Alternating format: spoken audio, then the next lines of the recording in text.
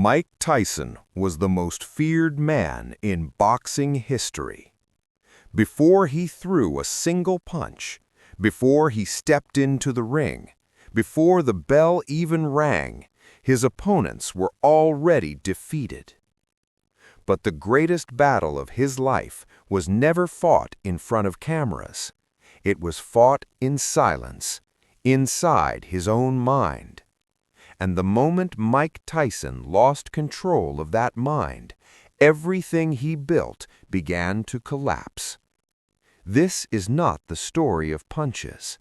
This is the story of discipline, fear, and the psychology that created and destroyed a champion. Mike Tyson was born in Brooklyn, New York. Not the Brooklyn of dreams and opportunity, the Brooklyn of crime, poverty, and violence. His father was absent. His mother struggled to survive. By the age of 7, Mike had already experienced fear most children never face. He was bullied, beaten, humiliated. In the streets, strength was the only currency that mattered, and Mike had none. He became quiet, withdrawn, terrified. But fear has two possible paths.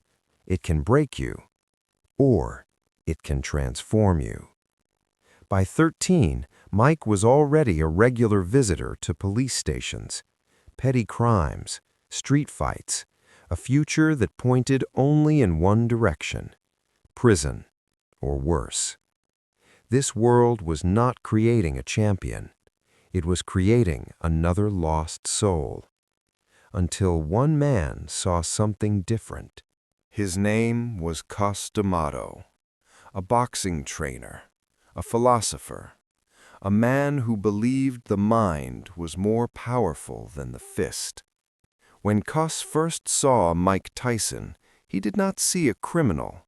He saw raw energy, untouched potential, and more importantly, he saw a frightened child.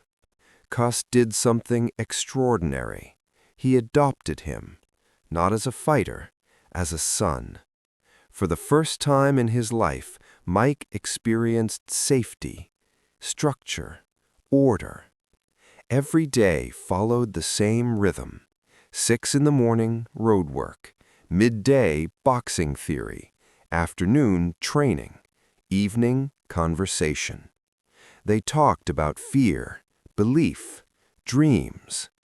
Cus taught Mike one lesson above all else: discipline is destiny.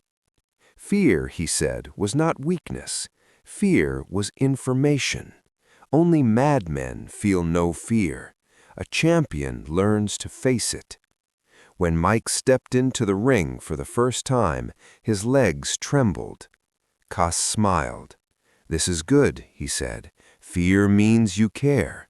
Now control it." Day after day, year after year, discipline forged the monster.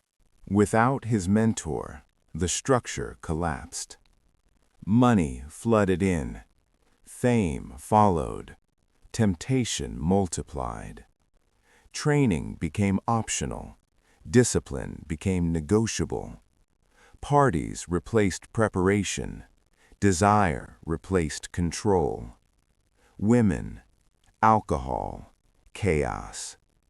Mike Tyson earned over $400 million and lost almost all of it. Marriage, divorce, manipulation, prison.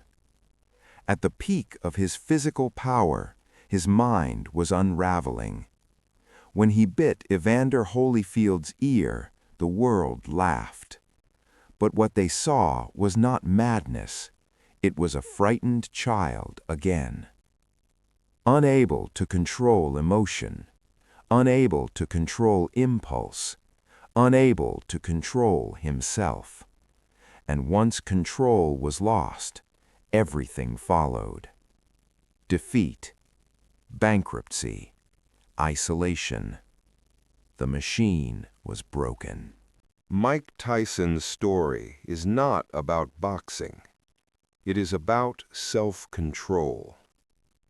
Discipline turned a broken child into the most dangerous champion on earth, and the loss of discipline turned that champion into his own worst enemy.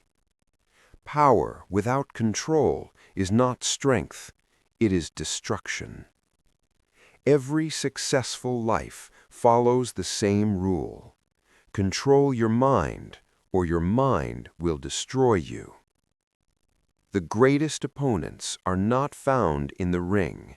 They live inside us. Fear, desire, impulse, ego. And the man who conquers them conquers destiny itself. Mike Tyson once said, "Discipline is doing what you hate to do, but doing it like you love it." That discipline made him a champion, and the moment he abandoned it, everything collapsed. The question is not whether you are strong enough. The question is, can you control yourself when no one is watching?